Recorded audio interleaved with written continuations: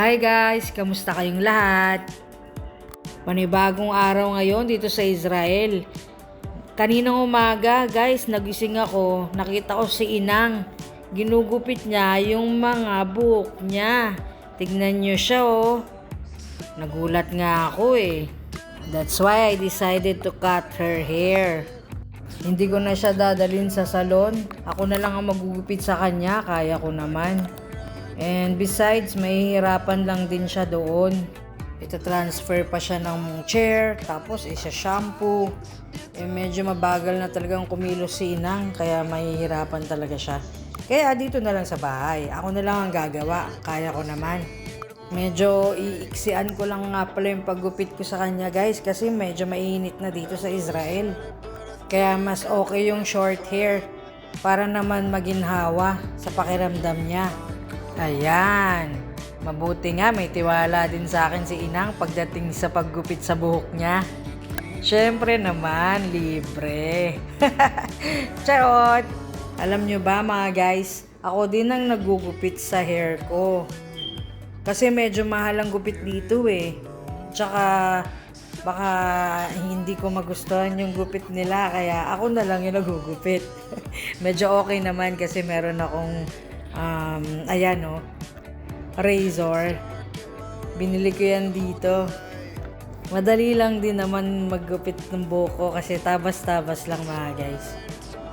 O diba? At mas makakatipid pa tayo.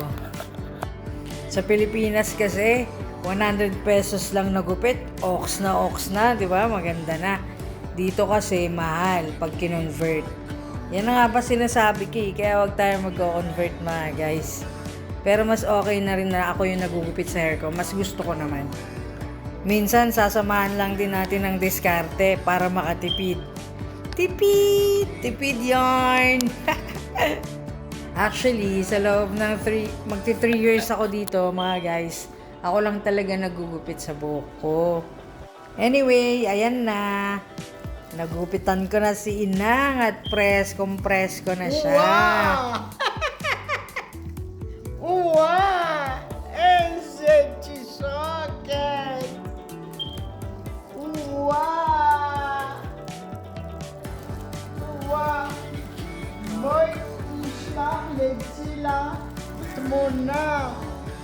O, diba? Nakakatuwa at nagustuhan ni Inang Murado. Gustong-gusto niya yung gupit niya. At mag-send daw ako sa anak niya ng picture.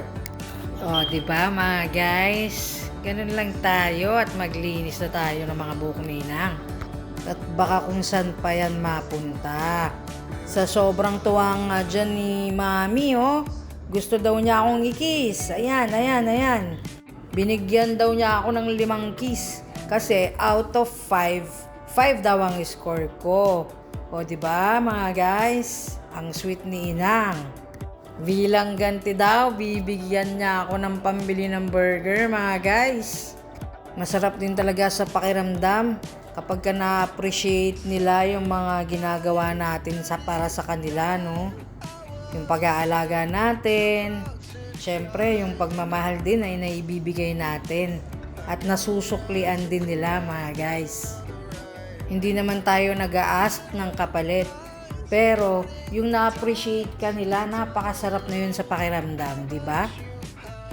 And napakabuti naman nila sa akin, pati naman nung anak ni Inang, napaka-supportive. Kaya makikita nyo sa mga videos ko, nagko-comment din siya. Dahil naalagaan ko naman ng naaayon yung mama niya.